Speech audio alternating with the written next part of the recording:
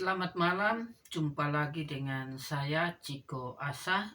Nah, pada malam hari ini saya akan menyampaikan kebenaran firman Tuhan yang sudah saya pilih di dalam Injil Markus pasalnya yang ke-12 sampai dengan pasalnya yang ke-12 ayatnya yang ke-28 sampai dengan 34.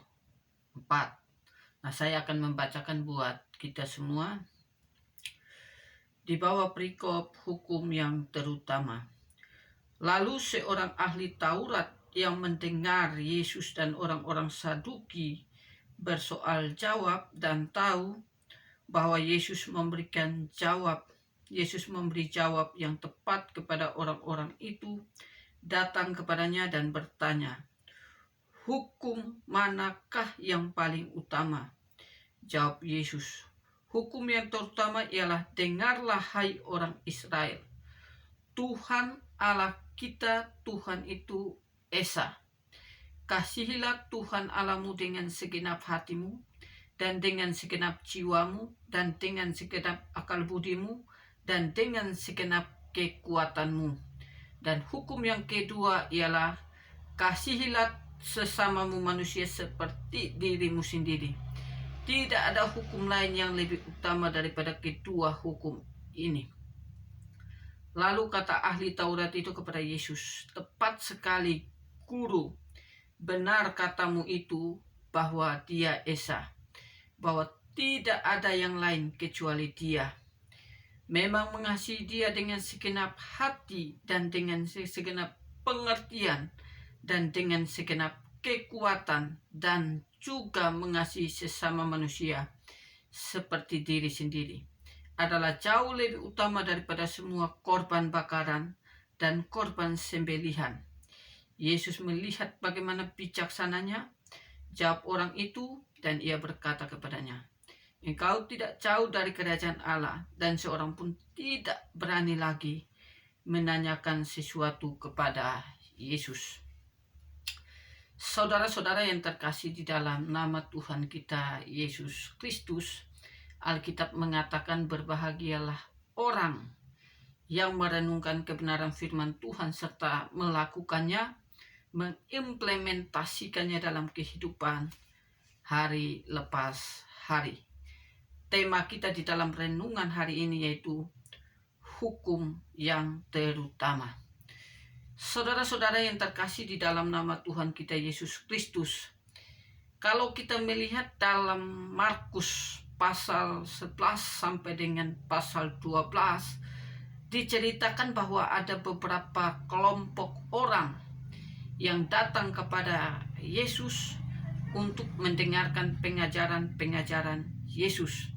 Nah, kalau kita melihat di dalam Markus pasal 11 ayat 27, di situ sekelompok orang antara lain ada imam-imam kepala, ada ahli-ahli Taurat, ada tua-tua orang Yahudi.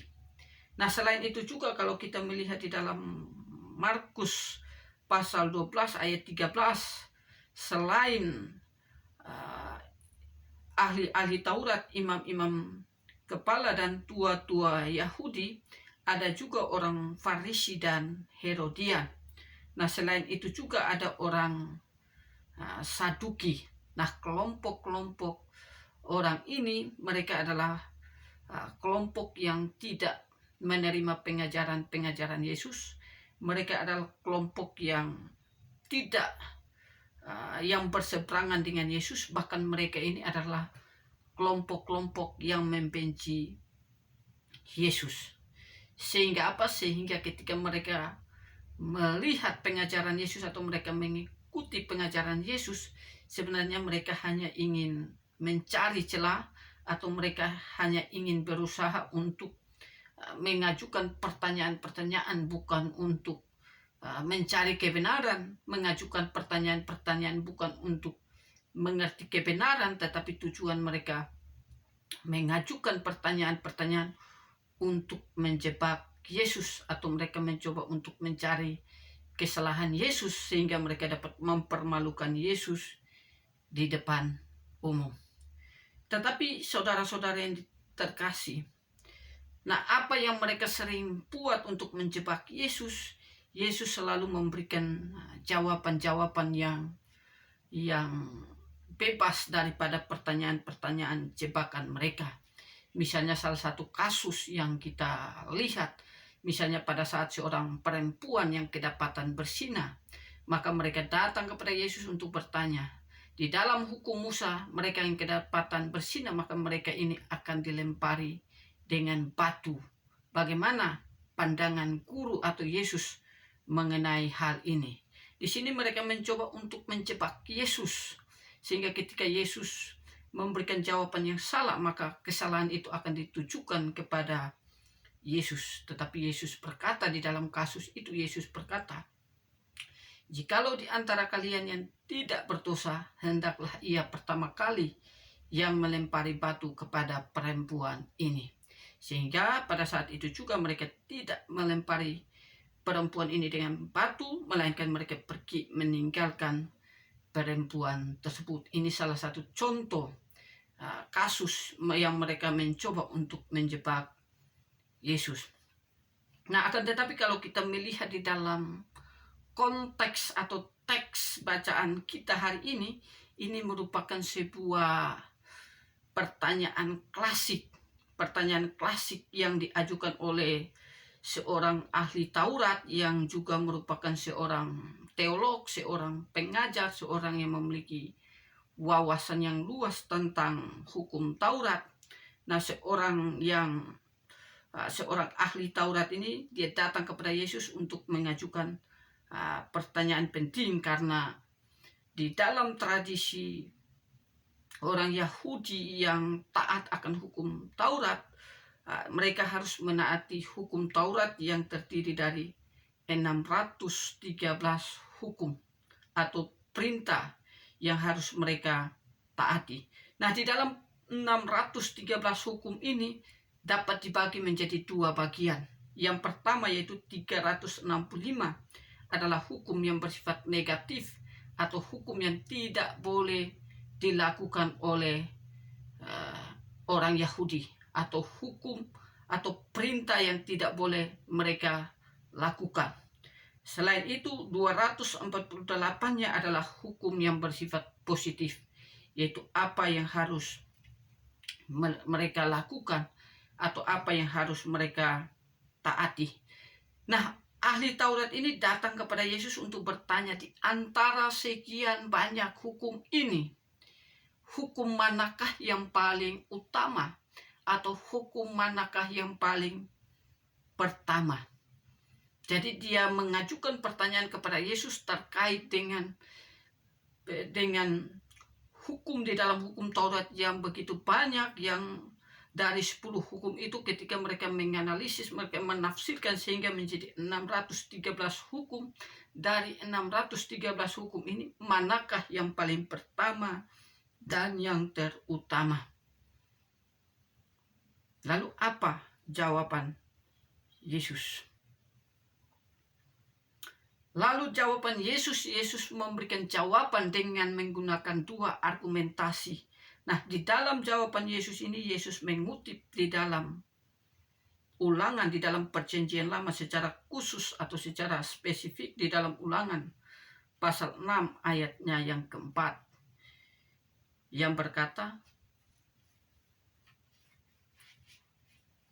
Ulangan pasal 6 ayatnya yang ke-4. Saya akan membacakan buat kita semua.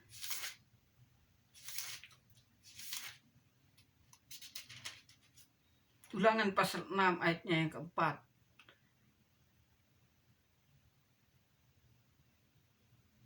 Mengatakan bahwa, "Dengarlah hai orang Israel, Tuhan itu Allah kita, Tuhan itu Esa."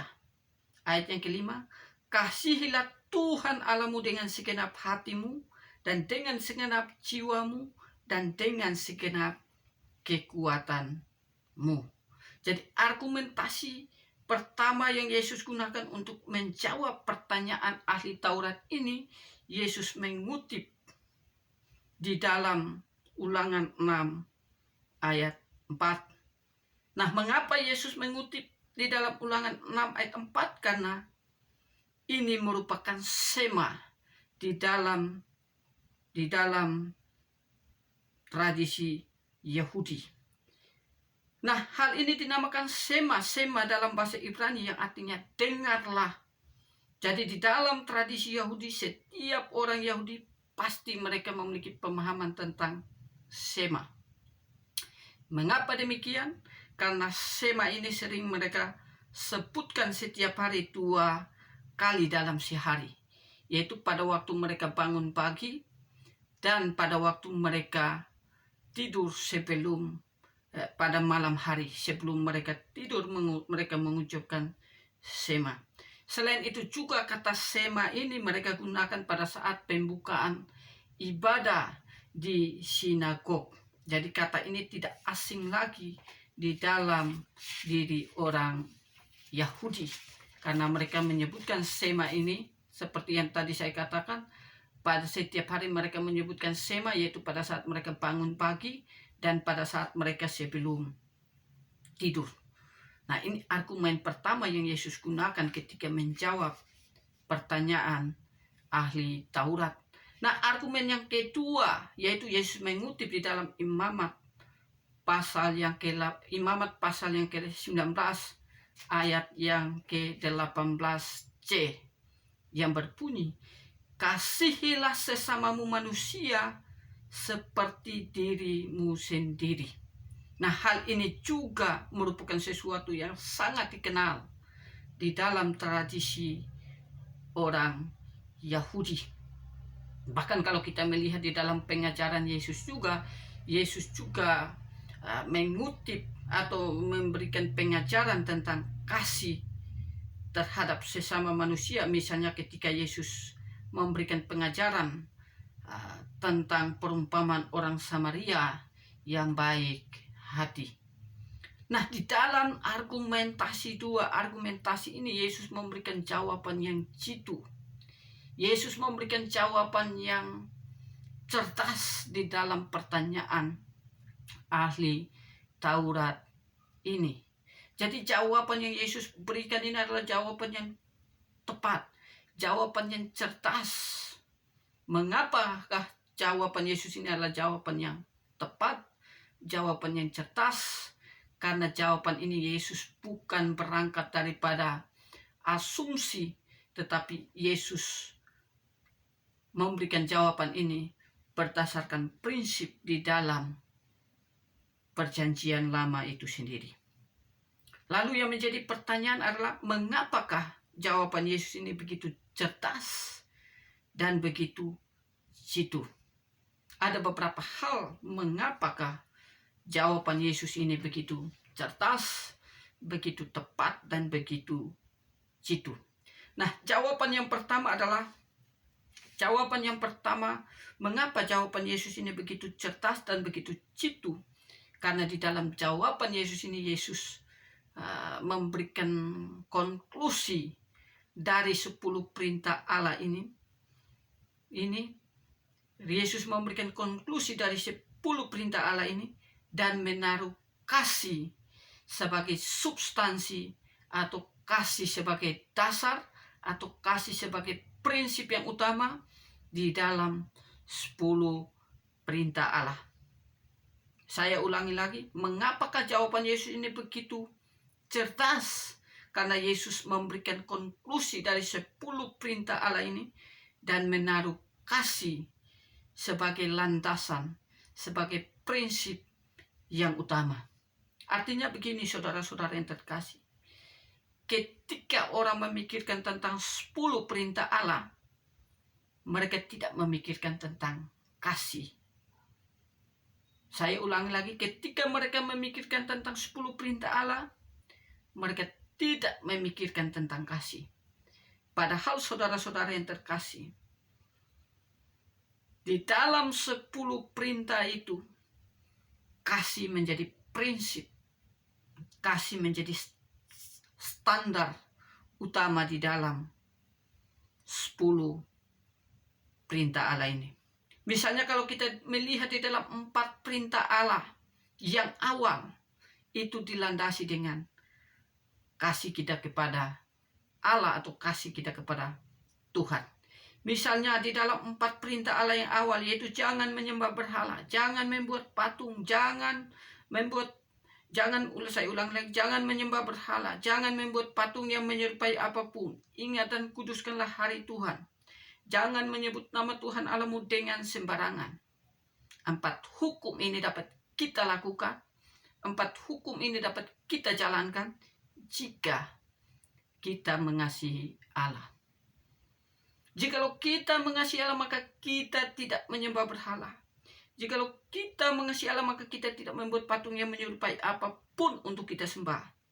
Jikalau kita mengasihi Allah, maka kita aktif dalam kegiatan ibadah.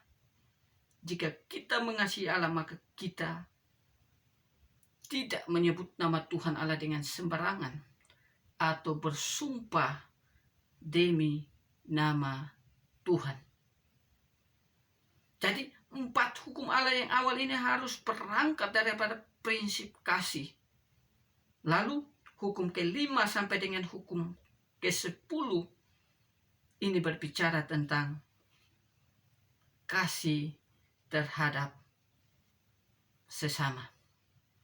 Misalnya, hormatilah ayah dan ibumu, jangan membunuh, jangan berzina, jangan mencuri, jangan bersaksi dusta, jangan mengingini rumah sesamamu. Jikalau kita mengasihi sesama, maka kita menghormati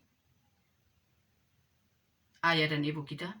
Jikalau kita mengasihi sesama, maka kita tidak membunuh. Jikalau kita mengasihi sesama, maka kita tidak berzina. Jikalau kita mengasihi sesama, maka kita tidak mencuri. Jikalau kita mengasihi sesama, kita tidak bersaksi dusta. Jikalau kita mengasihi sesama, kita tidak mengambil apa yang bukan menjadi milik kita. Mengapa demikian? Karena kita memiliki kasih terhadap sesama. Nah, ini jawaban pertama, mengapakah jawaban Yesus adalah jawaban yang cerdas. Bagian yang kedua adalah jawaban Yesus ini adalah jawaban yang cerdas. Mengapa demikian? Karena jawaban Yesus ini menunjukkan untuk pertama kalinya kasih kepada Allah dan kasih kepada manusia tidak bisa dipisahkan. Di sini Yesus menggabungkan antara kasih kepada Allah dan kasih kepada manusia. 2 prinsip ini tidak dapat dipisahkan. Bahkan 2 prinsip ini diibaratkan sebagai 2 sisi dalam satu mata uang yang tidak bisa dipisahkan.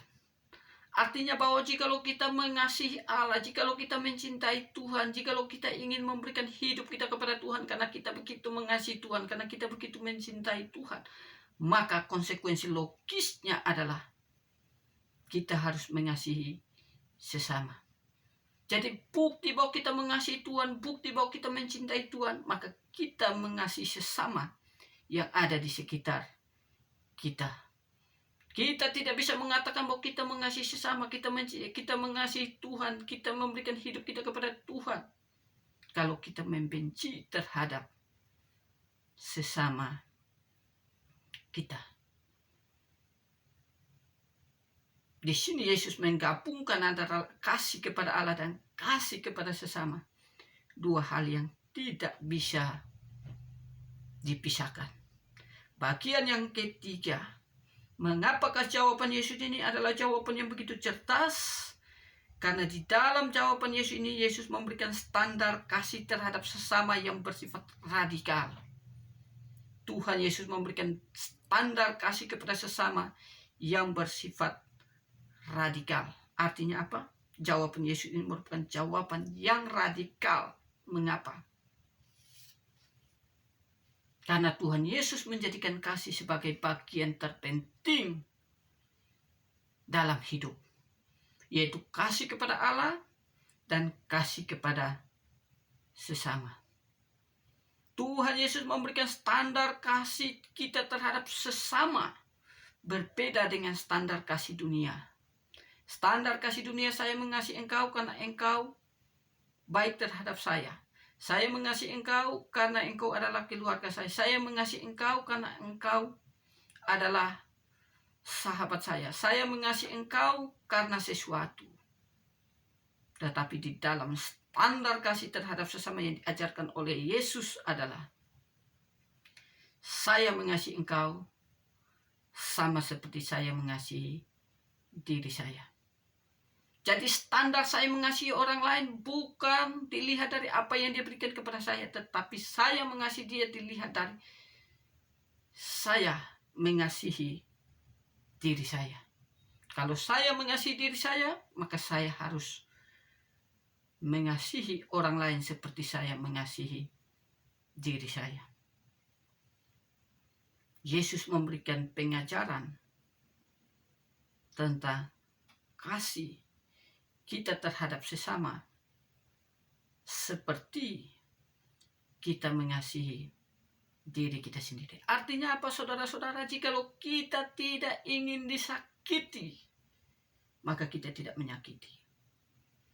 Jikalau kita tidak ingin diri kita dibenci oleh orang lain, maka kita tidak membenci orang lain.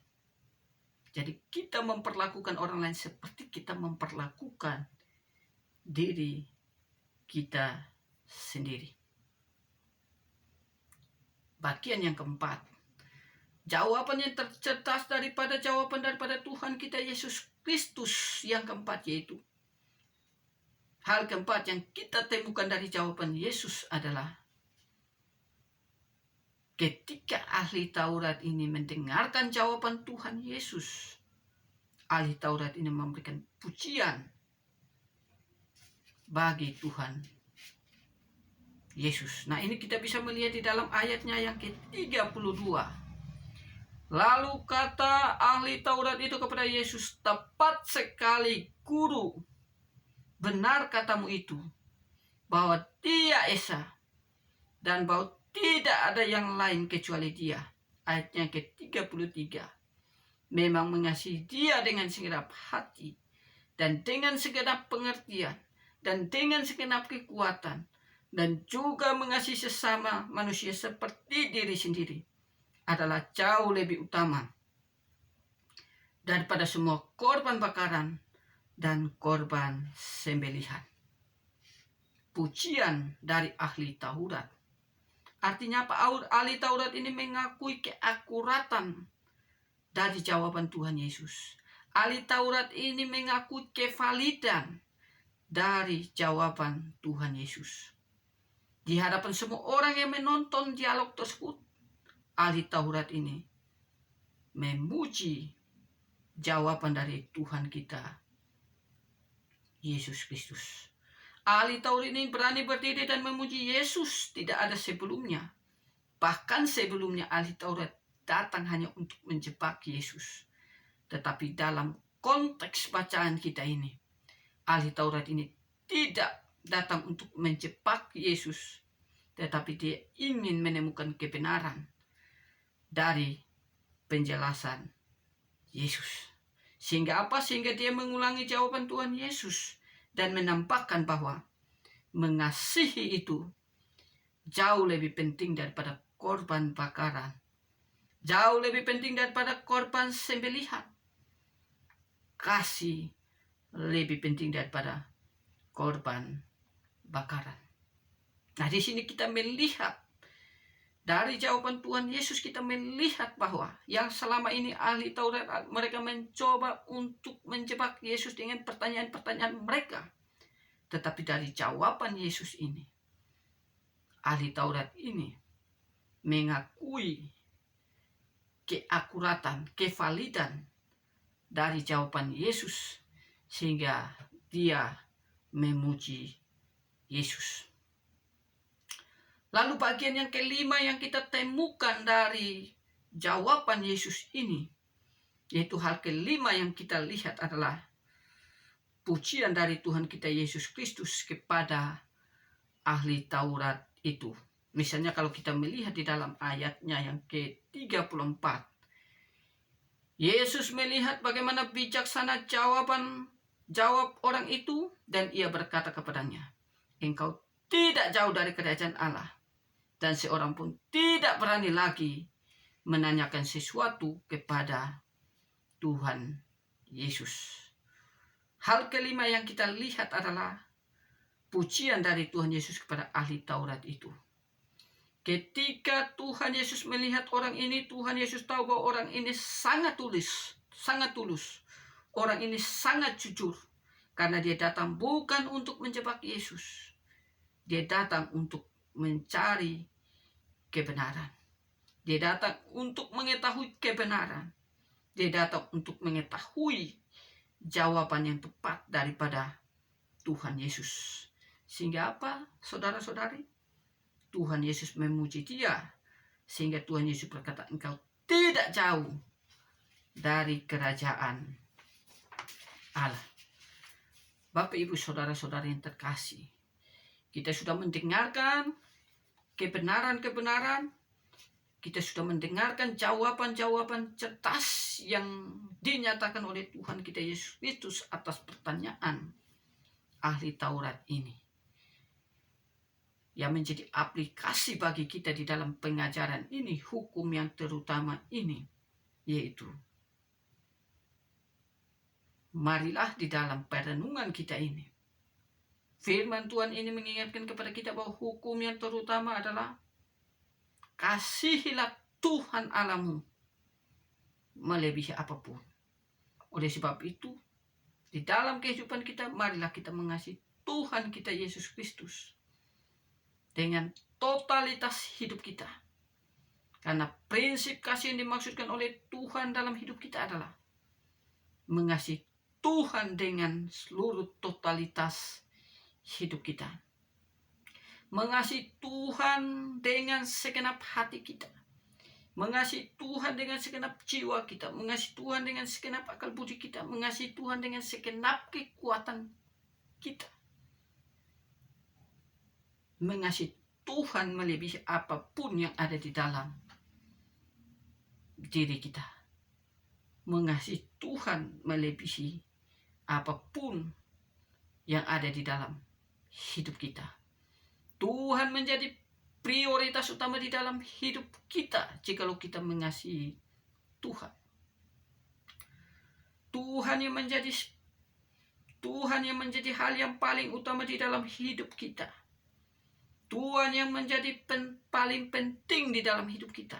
Bukan hidup kita lebih penting daripada Tuhan, tetapi Tuhan lebih penting dalam hidup kita. Tuhan Yesus lebih penting daripada seluruh aspek hidup kita. Bahkan seluruh aspek hidup kita hanya akan kita berikan hanya untuk kemuliaan daripada Tuhan kita Yesus Kristus. Mengapakah kita harus mengasihi Tuhan lebih dari apapun? Bapak, Ibu, saudara-saudara, karena Tuhan lebih dahulu mengasihi kita.